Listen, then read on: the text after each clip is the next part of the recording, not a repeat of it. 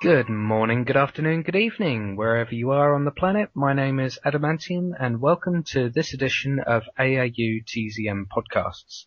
Just as the usual announcements, for those of you listening to this on YouTube right now, this podcast also exists, and along with all the other podcasts, on TalkShoe.com. You'll find a link for the call series in the video description. There you can listen to and download the full 60-minute podcast for free in MP3 format. So just in case if you want to listen to those instead of going through 4 different 15-minute parts on like you have to do on YouTube.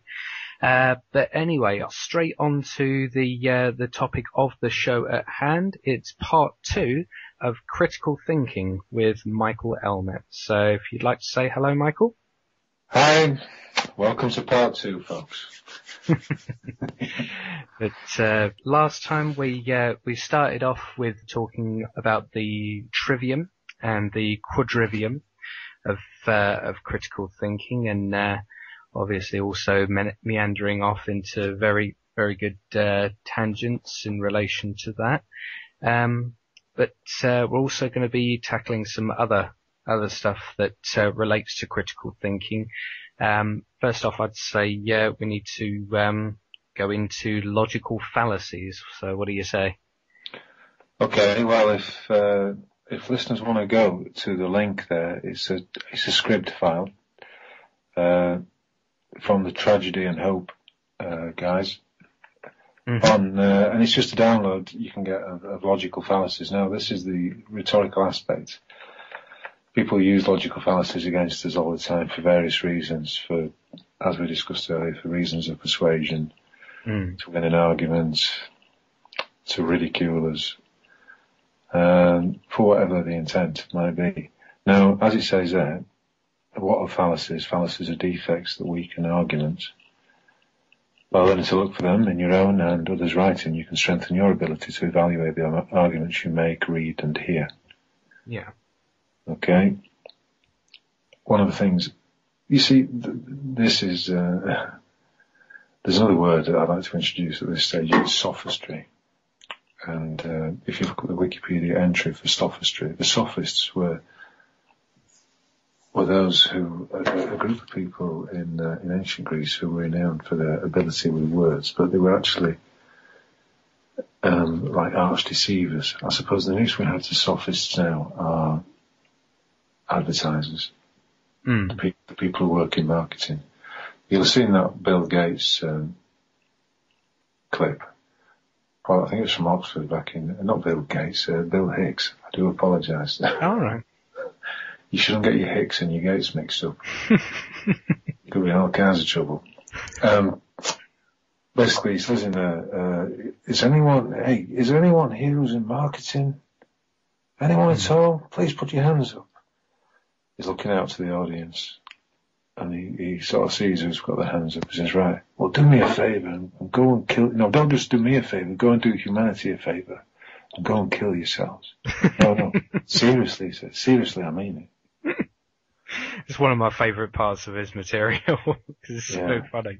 Yeah, it is. It's kind of dark, isn't it? But, so accurate in many ways. So sophistry is basically those who are particularly adept at using rhetorical devices against us. It's all one kind of big, massive gnosis, whatever it is. You know, when you start to look into these things, you're waking up to the nature of the religion that's being used against you, the media, the miseducation. You can then begin to look into what it is when someone's in discussion with you, or they're trying to persuade you or argue against you. What techniques are they using to try and achieve their aim? Now, as it says there, you find a lot of them in newspapers. The BBC's fucking full of them. The BBC, possibly the world's greatest ever mass propaganda machine. The nature of, so there are various types of logical fallacies that you can identify. It's quite good fun, actually, especially, because once you start to understand them, then it gives you a lot of power to see through that which people are trying to bedazzle you with, or trying to assert their assert themselves over perceived dominance, or detract from the point at hand. Or just to deliberately mislead you. Mm. I mean, we finished the last part talking about the TV license. Now, if you look at the meaning of the word license in Bouvier's Law Dictionary, you can see there. Are you on that page now? Yes, I am. Yeah, well, it's to do with contracts, a right given by some competent authority to do an act without which such authority would be illegal. Mm-hmm. Well, why would you need a TV license? What's illegal about it? If you don't have one, it would be illegal. It's a logical fallacy. I'm trying to use it against you. If he says you must have a TV license, well, what's the basis for that claim? What authority is he claiming of you? If you say to him, if he was to come around again, you say, well, this is my definition of a license. Now, unless you can rebut it and provide me with material evidence demonstrating that this is not the case, you might as well leave now because you're just wasting your time. Why would I need a license to do something that's legal? Yeah. Yeah, and that's the thing. The kind of employees like that, they don't really, they're not trained to know the difference between legal and lawful. And that's the thing that we recognize, is that we recognize the difference between legal and lawful. Yeah, essentially lawful is that which is not causing loss or harm to anyone else. And certainly, if you're doing something lawful, you're not engaging in deceptive contracts. Mm-hmm. You're going to honour your word and do what you promised to them. If in response to that, what might someone say? Well, if they said to you, well, of course you need a license. Everybody's got a license. That doesn't necessarily imply an obligation just because everyone else has got one. Well, it's an appeal to the majority, isn't it? It's most people do it. Appeal to the herd instinct, perhaps. Mm-hmm. One of the forms of logical fallacies, the most obvious is the ad hominem. Yep. Where you attack the individual as a way of attempting to win the argument. So, for example, if someone says to you, where did you get that information from? And you say, well, I got it from David Icke's website. And they say, well, you're an idiot then, because everyone knows that David Icke's crazy, and you've got your information from his website. That's an ad hominem. Yeah, well, it's a combination of the straw man, the appeal to majority, and the ad hominem all together in one sentence. You've been doing a bit of research into this, haven't you? Mm-hmm. Whenever we're explaining a resource-based economy model to people, people tend to find that it is outside of their frame of reference, so they find themselves unable to refute the information that they're being given, so they resort to ad hominem. I've become so attuned to being able to sniff out people's logical fallacies that I've been able to pick people out on it so quickly that saying, I'm sorry, but can we please leave ad hominem out of this? Can you please address the point at hand? I am irrelevant here. It is the information that is relevant, not me. So please, let's stop talking about me. Can you please answer my questions? And they just keep coming out with more ad homs, and I'm just like, okay, see ya. Because it's obvious that an actual dialogue is not possible. But that's the thing. I guess I haven't really done that much research into exactly what motivates this, but I find that we seem to be conditioned into wanting to keep going with a certain thing, even though we know there's no conversation with a certain person. You keep, we keep taking the bait, as it were, and we keep going on and on and on, and it eventually turns into a slagging match. And, and by the end of it, I just think to myself, what did that achieve?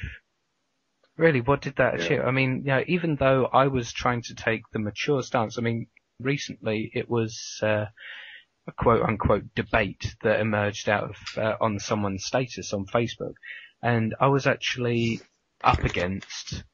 literally up against two of these guys who were probably twice my age, but they were behaving like school children because they could not refute what I was saying.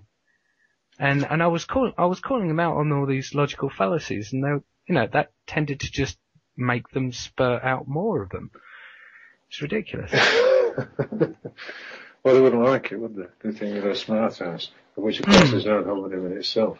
Exactly. Nevertheless, as you said, it's empowering. Because it gives you that ability to just cut to the heart of the matter. I mean, these are the ones, isn't that? The appeal to emotion. Women use it all the time. So that might be controversial, but it's factual. I can back it up with examples.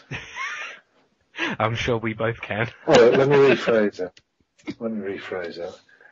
There are many women who are particularly skilled in the use of the appeal to emotion fallacy. Well, another controversial statement, but with religious people as well. They tend to fall back on this idea of something along the lines of, you're insulting my faith, or, why can't you just let me have my beliefs, and that sort of thing. And I'm just like, sorry, but that's intellectually dishonest. You can't... As well as spiritually, actually.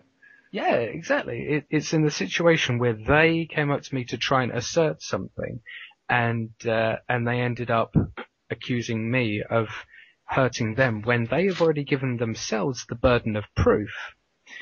They fall back on that. I mean, it's also another thing that there was a religious guy who came up to me outside the supermarket the other week. And by the end of it, he was like, just resorting back to, well, that's your opinion, and like all the time backing away from me. And I'm like, sir, why are you backing away from me? Why are you resistant to information? Because you're upsetting his reality tunnel.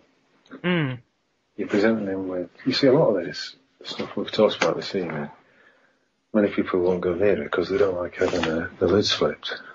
They don't like that experience of having their perspective changed on something. What did I have to say? I do like it, and I embrace it. And if you look at that quote that's next to my Skype profile, have you got it? I'll see. Combining entheogens with the trivium will expand your consciousness. It's words to that effect. Now, are you aware of what that means? Wait a second. Taking a psychedelic shows you how to think just as the trivium does. Yes, because I've actually been doing a bit of research into DMT. Oh, yeah. And I've just become more and more interested in what sort of appeal it has, because I know that it's the drug that the pineal gland produces, and well, it certainly gets produced in that part of the brain. I'm not quite sure if it is the pineal gland, but it certainly is. If you're producing plenty of DMT, you're going to be in a rather pleasant state of consciousness, let's say. Absolutely, and it's because of DMT, that endogenous chemical released by your pineal gland, that enables